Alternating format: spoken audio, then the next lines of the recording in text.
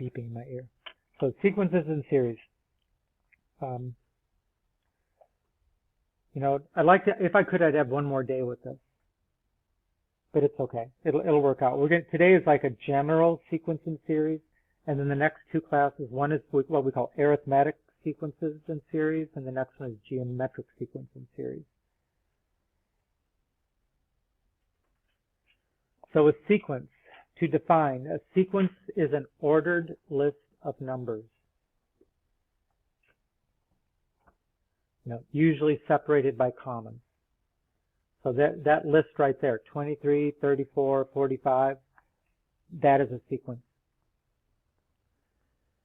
Right? And the ordered part of it means if I've reversed the order of those, if I wrote 45, then 34, then 23, it's a different sequence. It's not just a collection of numbers. It's numbers in a particular order.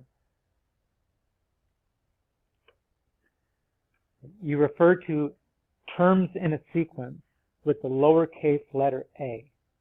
So if I say a sub 1, right, that means the first term. A sub 2 means the second term. A sub 3 means the third term. You know, usually just say A2, A1, A2, A3, like that. Right? It's not squaring, it's a subscript, just saying that this is a different A.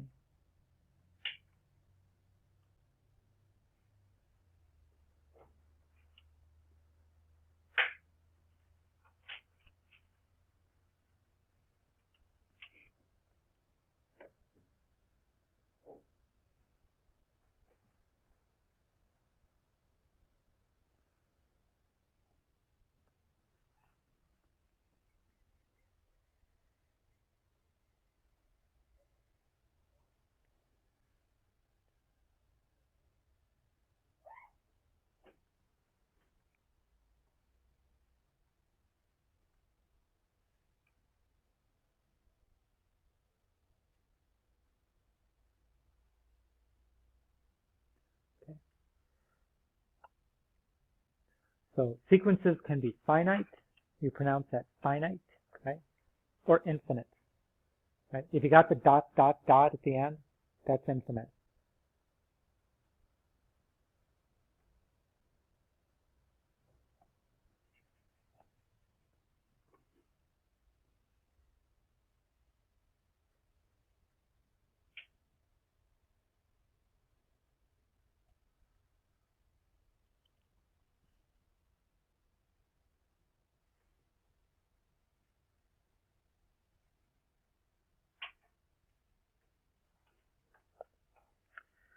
Okay, now sequences like the last three numbers I put up there, they didn't really have a pattern to them. These, they might have had a pattern to them, but they weren't intended to. If the sequence does have a pattern to it, then you might be able to write a formula for what we would say the nth term. Right, so if you look at this sequence of numbers, 2, 4, 6, 8, you know, do we recognize a pattern there? What does it look like we do to get the next term? It looks like you keep adding 2, right? So we need to come up with a formula here that includes n, that when we plug into the formula, we generate these terms, 2, 4, 6, 8. So what would be a formula that would generate the values, 2, 4, 6, 8?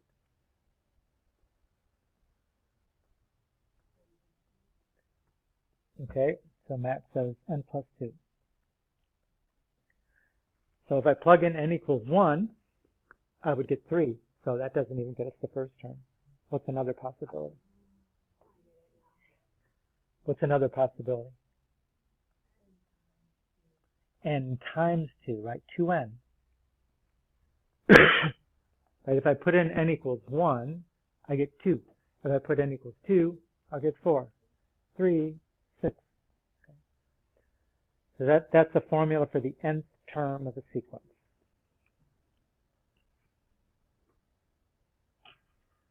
Now we'll learn in the next lesson that this is actually an arithmetic. It's like the word arithmetic, but you say arithmetic sequence because that's the kind of sequence you get if you keep adding the same number to get to the next term. And that's what it is.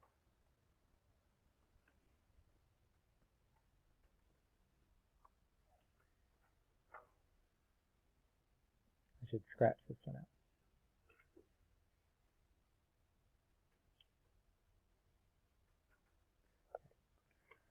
Okay, so if you have a formula for the nth term, then you should be able to generate any term by plugging in a value for n.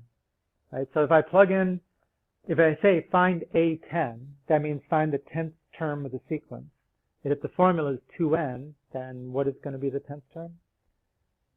2n, right? You just plug in whatever that value is, the subscript value. 2 times 10 is 20.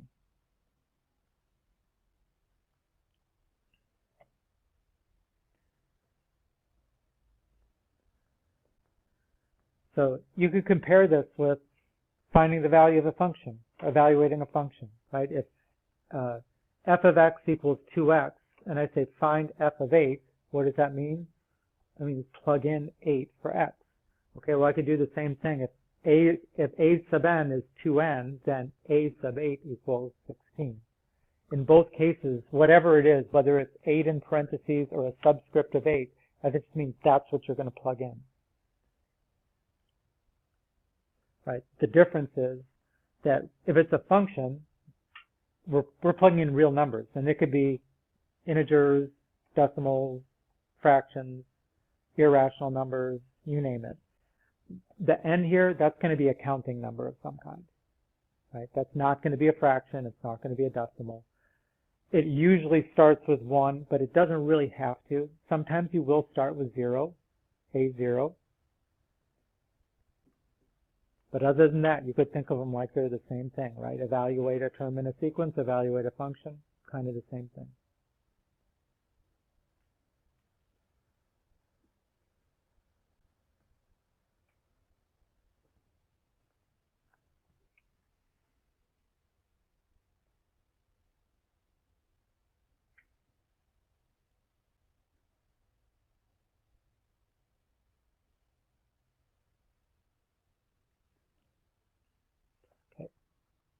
Okay. Good. So if you're given the formula for the nth term of a sequence, you should be able to generate, like this is a typical kind of question, write the first 6 terms of a sequence. Okay, so how am I going to find the first term in the sequence? I'm going to find A1, which is 2 times 1 plus 5, which is 7. Right? And A2, 2 times 2 plus 5. A3, 2 times 3 plus 5. A4, 2 times 4. A5, 2 times 5.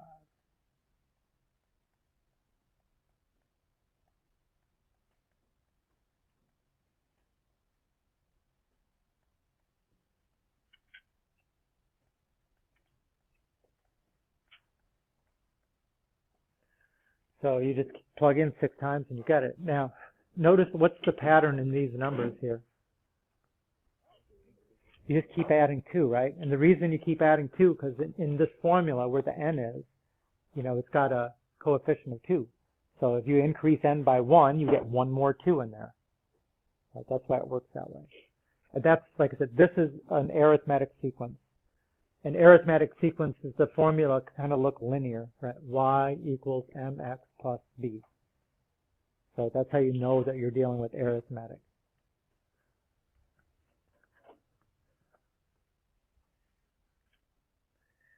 So go ahead and do that one. So what was the A1? 1, right? Because if you take anything to the, if you go negative 2 to the 1 minus 1, that's negative 2 to the 0, and anything to the 0 is 1, right? And then we're going to keep going. A2 would be negative 2 to the 2 minus 1, which is negative 2 to the first, which is negative 2, right? A3, be negative 2 to the 3 minus 1, which is negative 2 squared, which is positive 4. I'll do one more. A4 is negative 2 to the 4 minus 1, which is negative 2 cubed, which is negative 8. So now what looks like is going on with this one? You're multiplying by negative 2, right? To get the next term, keep multiplying by negative 2. So without even plugging it in, what should the next two terms be? A5 is positive 16, A6 is negative 32. Okay, so if this is a geometric, this is the one we'll do in 2 class periods. When it looks like you keep multiplying by a constant to get the next term, that's called geometric. And with geometric, you can get this kind of pattern where it alternates signs. So geometric always looks like it's exponential, right? That kind of looks like y equals negative 2 to the x minus 1. So that's an exponential. And it means that whatever you're raising to a power must be negative. That's why it keeps flipping sign from side, one term to the next. Now, just to show you something here, your calculator may already be set like this because we did this in the first block today. But you can have the calculator do sequences for you. I mean, I rarely change it to that because you might as well just use X. But in any case,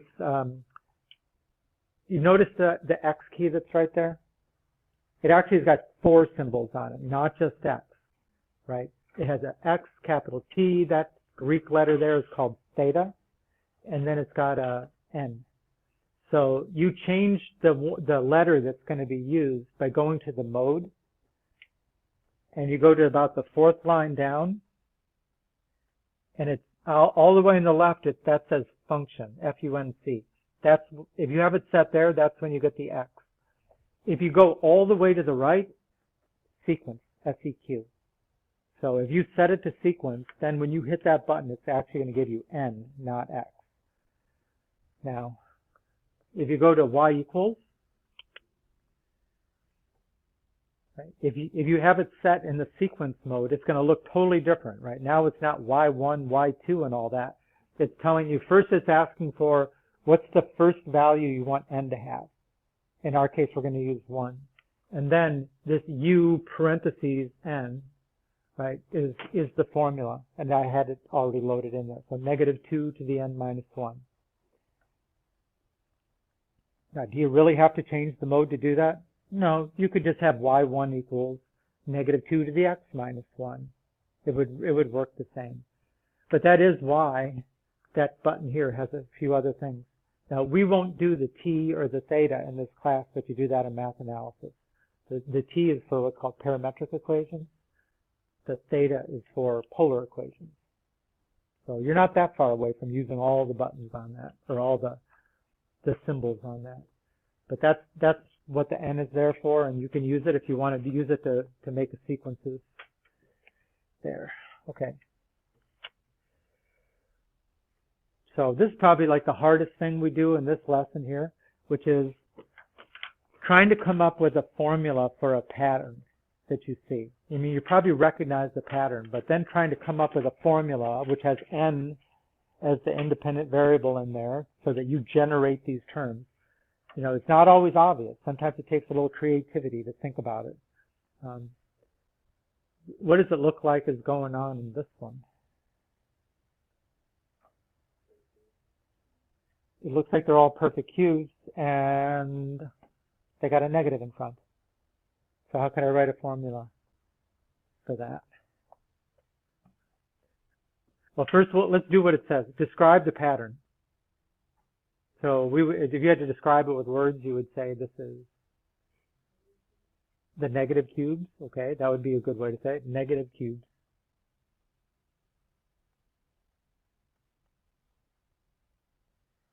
Okay, write the next term.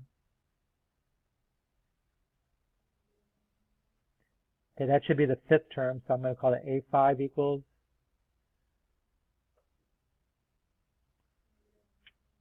negative 125. Okay, now we write the formula. AN equals.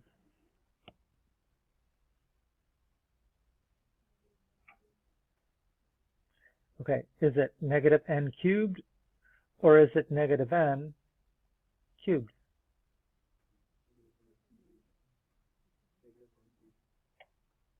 Which one? The first one or the second one? Okay. Well, what if I write it like this? Negative 1 times n cubed. Then by properties of exponents, I should bring in that 3 on both, right? So now I've got negative 1 to the third times n to the third. And what's negative 1 to the third? It's negative 1. So in fact, they're the same thing. It doesn't really matter which way you do it here. They're equal to the same thing. Okay, how about this one?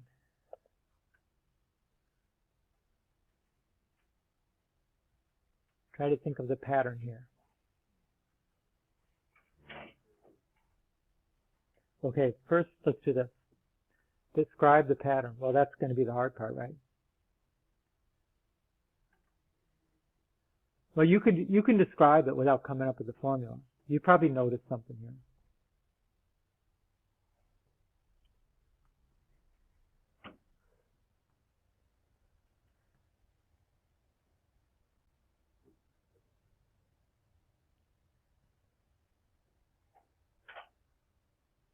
Can anybody tell me how to find the next term?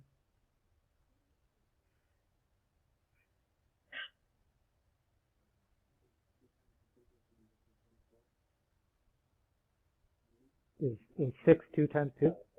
So that wouldn't work for that one, right?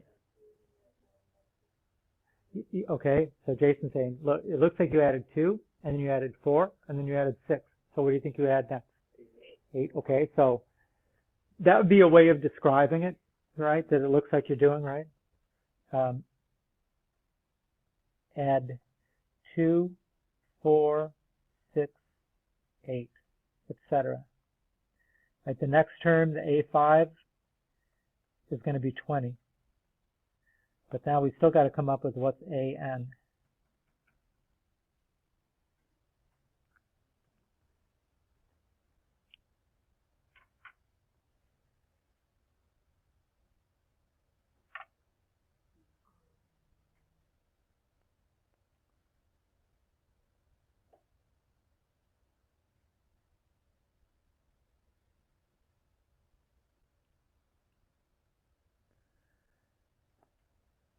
You know, what I thought of first thing, because I didn't remember doing it from last year, was a lot of times you got to think in terms of squares.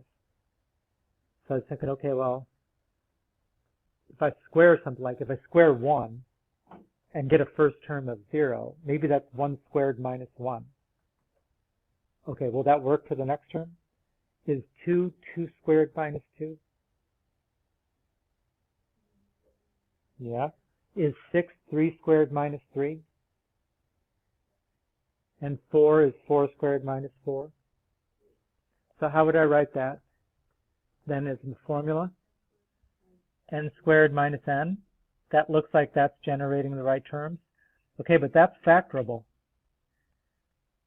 How does that factor? N times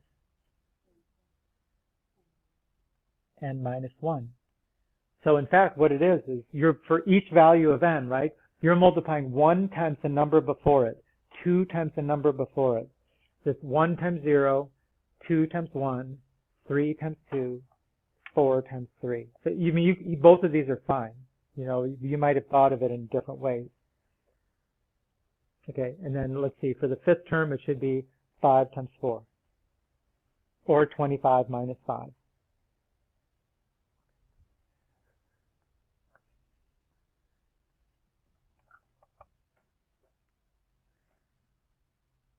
Oh, it seems like I missed one in there. It must still be coming up. Yeah, okay, I know it's coming up. Okay, so now we get to the series part. A series is the sum of a sequence.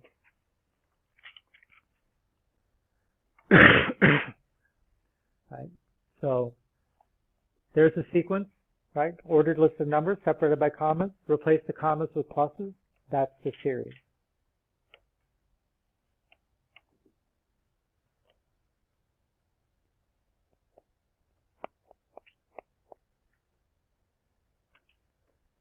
If you're asked to evaluate a series, that means add them up.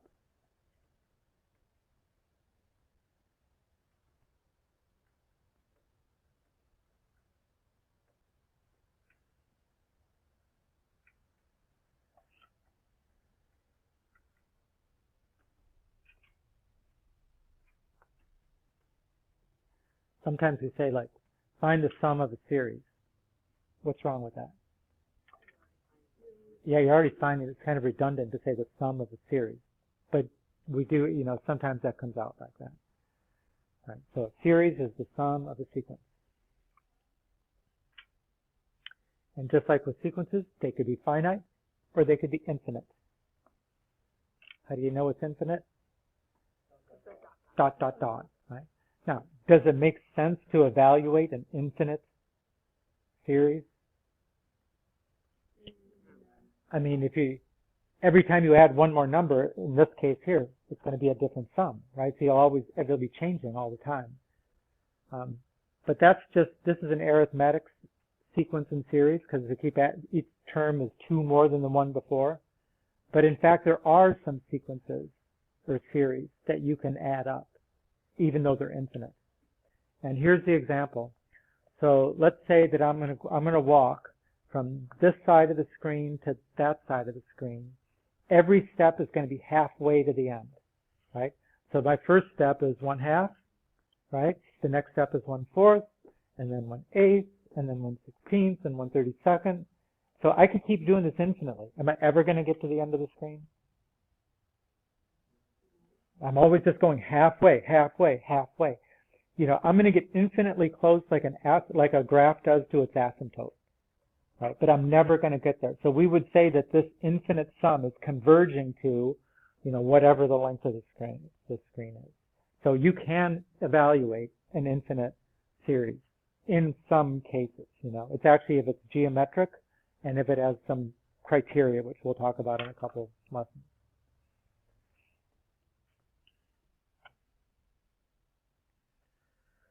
Okay, now we introduce what's called summation notation, also known as sigma notation, because you use this Greek letter, capital letter, sigma. Right? Kind of looks like a scary E.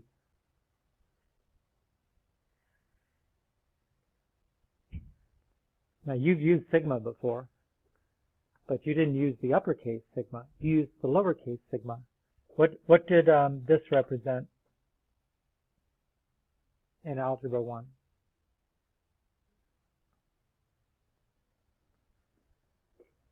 Come on now. You have to be paying attention all the way to the end. What did sigma represent? I'll give you a clue. It had something to do with statistics. Standard deviation. That's called standard deviation, right? It was just something you were responsible for in Algebra 1.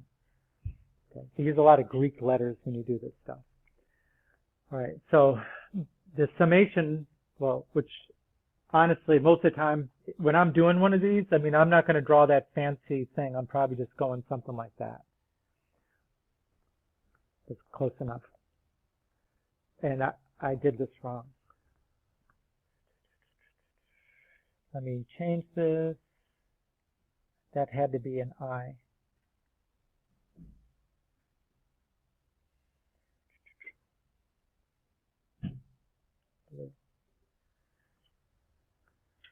So on the bottom, it's going to have some letter, and it could be any letter. It could be I or N or K or J or whatever. But that's called the index. And then it's going to have a lower limit, which is often 1, but not always 1. And then it's going to have an upper limit, which is going to be some other number. Okay. There's going to be a formula here, which is the formula for the nth term of the sequence. In fact, it's probably better if I make them both ends, just so that's clear on the first time we see it. Let me make that an n and make that an n, and make that I'll make that a 20. N and n. Right, so we're going to have the formula for the nth term of the sequence goes in front of the sigma. And the way this works is you plug in the lower limit here. That's A1, the first term. And then you increment the index by 1. You get 2. And you plug that in. Okay, there's A2. And then you keep adding 1 and adding 1 and adding 1. Each one is going to give you another term to add until you get to that there. When you get to that number, that's the last term in the sequence. Right, so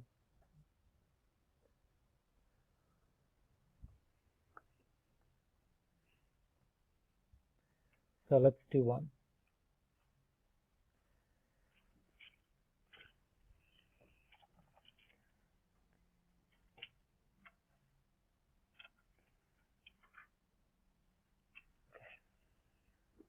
So I'll use n. N equals 1, 2. Does anybody see what the pattern is going on here? Keep adding 25, right? So how many terms are going to be if you end at 250? So it should be 10, right? If you start at 25, you end at 250. So 1 to 10. Okay, now what's a formula that I could use to generate any term in that sequence?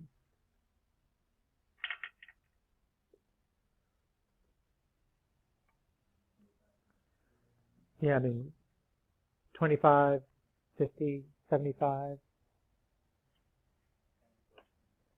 n plus 25? Say again? 25n, right? You want to, so every time you increment by 1, you get 1 more 25, right? So that'll be 25n. Okay, now we can, just to make sure, try to plug in a few. If n equals 1, I get 25. If n equals 2, I get 50. If n equals 3, 75. If n equals 10, 25 times 10, 250. So that will, this means the same thing as this right here.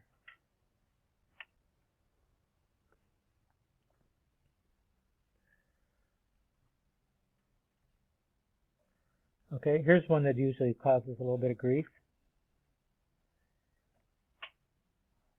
The sum, n equals 1. What's the upper limit of this one?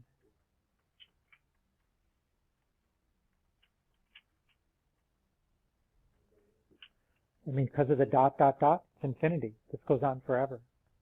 So we should write 1 to infinity. It's not a very good infinity. Okay, now, come up with the pattern. What's the formula for the nth term of this sequence?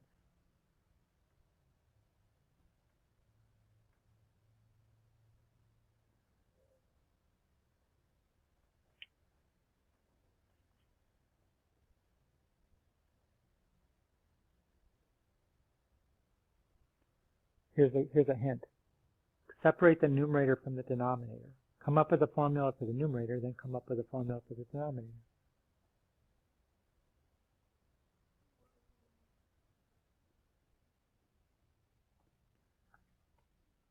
Right. What's the formula for the numerator?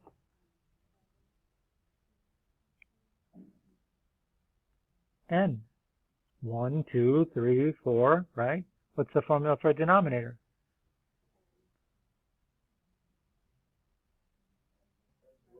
N plus 1. There you go. Would that generate all those terms?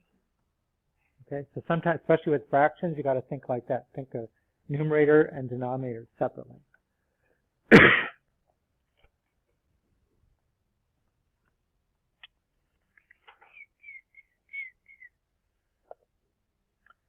Okay, so you try. Write this series using the sigma notation.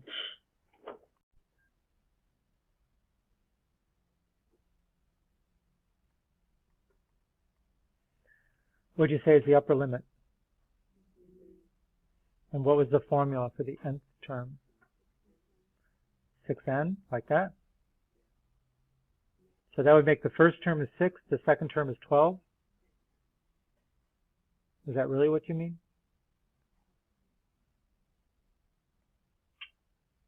Not 6n, what is it? Second? 6 to the n, right? N is the exponent. So the first one is 6 to the first, the second is 6 squared, 6 to the third, 6 to the fourth.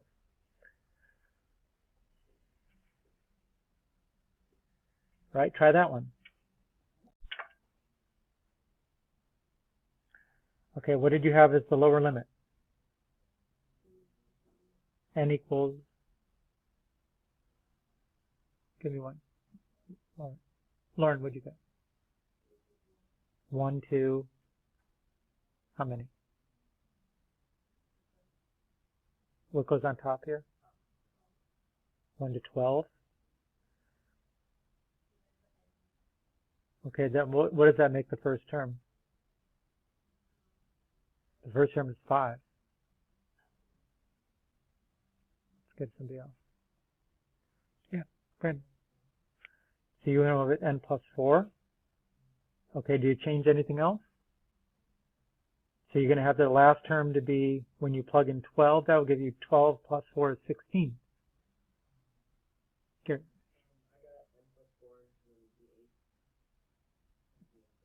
So you're going to say this goes 1 to 8. Right? So that'll make, the first term will be 5, the last term will be 12, and that's what you want. Anybody do it differently? So here's another thing you could do. You could go the sum from n equals 5 to 12 of n. Wouldn't that generate the same terms? So you don't have to start with n equals 1. Now, so you're going to get the first term in this sequence by plugging in n equals 5. I mean, in a way, you could think of that like A5, but it's really whatever you plug in, that's the first term. You know, whether you're plugging in a 1 or a 5, the first term is what you get when you plug in the lower limit. Okay. And then, how do you tell, how many terms are there in this sequence? No. So, there's actually 8. Right? I mean, when it starts at 1 and ends at 8, it's clearly you go, oh, well, the number on top is how many, right? But when it doesn't start at 1, you got to say 12 minus 5 is 7 plus 1. Even over here, 8 minus 1 is 7, and then you add 1. Right? So don't let that confuse you. Sometimes that comes up. In the next lesson, we end up having to say, like, how many terms are you adding up? You got to know by looking at it. How many are you adding up? Okay. Okay, find the sum.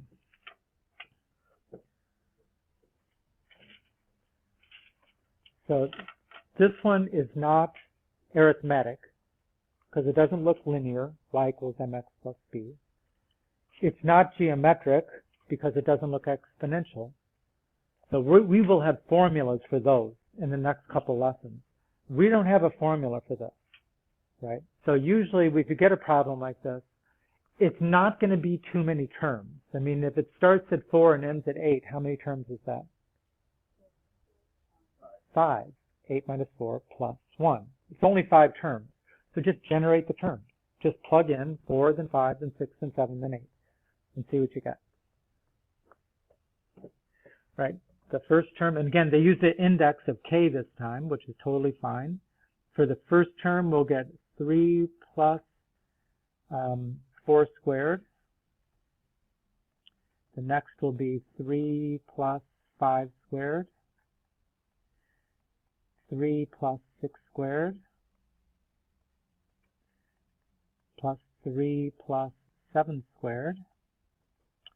Plus 3 plus 8 squared. Right, and we could simplify this. How many 3's is that?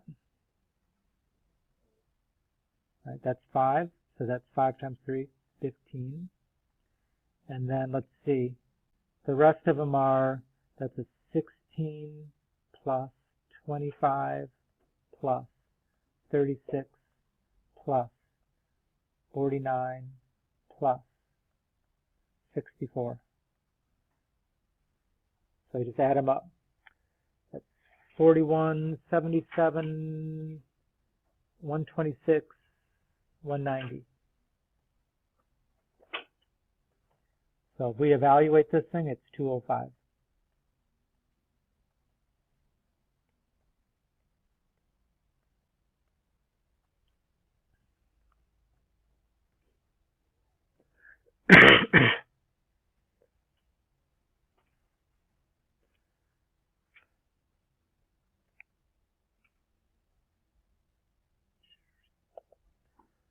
Now, you could do this with the calculator too. The calculator has summation notation in it. Right? If you go to your calculator, I'm going to change my second plus 712. Go to the math menu and go all the way down to the bottom there. You see at option 0, it's got the sigma. There's your summation notation. So that's one place to find it. Another place, which is a menu we use like more and more, is if you go alpha window has a few of the more useful functions. Now yours has a couple more that mine doesn't have because you have a newer calculator. But it definitely has absolute value and then summation and then the log of any base. It puts them all in one place, alpha window. You know, so whether you do math 0 or alpha window, bring up the summation notation. So I'm going to get 2, and there it's got a place for the index, the lower limit, the upper limit, and then a formula goes inside those parentheses. So in this case, you don't have to like change it to K. I think you could use K if you want, but you just use X. I'm just going to say X. Right, and then the lower limit is 4. I have to arrow up to the top to get to the 8. And then I got a right arrow into the parentheses to put this formula, 3 plus x squared.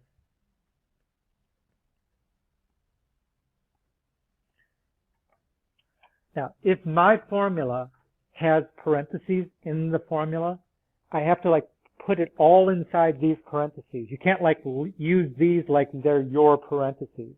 It won't work, right? So if we don't have parentheses in our formula, these are kind of extra. But if we had parentheses in our formula, then we need to make sure they go inside this parentheses. And then you hit enter, and it should tell you 205.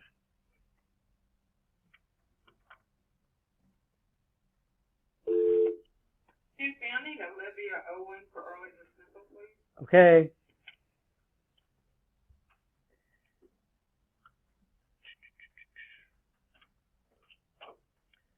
Now, somebody asked the question in the last block, what if you're doing an infinite series?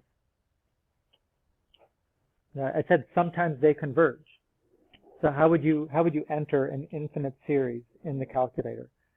And the answer is, there is no infinity symbol for us to put on the top of that there. What you do is put in a number not too big, but let's say like 50 or 100. Usually that's enough to have the thing converge to whatever it's going to converge to. If you put in a ridiculously high number, like 1,000,000 or something, the calculator will sit there and iterate and iterate and iterate. It'll just be locked up for a long time. So you don't have to get too high of a number to do this. You know, for example, if I go, let's say I want to go the sum from I equals 1 to infinity of 1/2 to the I, like that. Then I would, in my calculator, I'll go like this. Okay, alpha window 2, x 1, and then maybe I'll put in a 50. And then in the parentheses, I'm going to put in another set of parentheses, alpha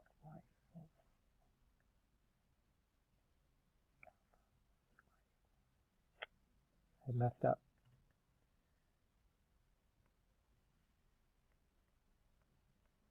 How about I'll do it like this? I'll just go 0.5 raised to the x.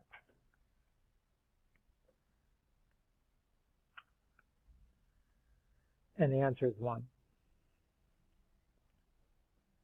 So it converged. If it didn't, if it was like 0.999, something like that, then maybe you want to go to 100. And make it a little, so usually you're going to get like nice integer values. We have a formula for this particular one that we'll get to not next lesson, but the time after. But the truth is you can do an infinite series in here. You just have to like use them, like I said, a medium high number. And I've come across many math teachers that don't know that. So to say you can't do it, but you can, okay? I tell them, they're like, really? How do you do that? So try to do that one.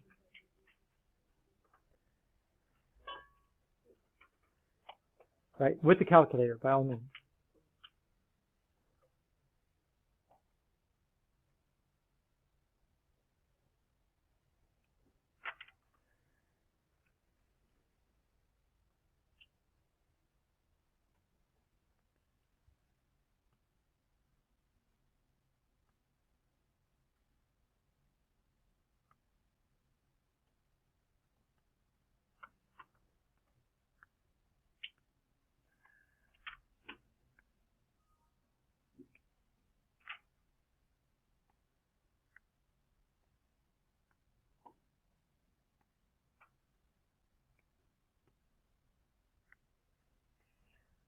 Does that look right? 3 to 7, x squared minus 1. Everybody get 130? Right. I mean, usually if they give you a problem like this, it's not going to be that many terms. So it's actually very doable to just write them all out and to get it. So if you don't have a calculator, just write them all out.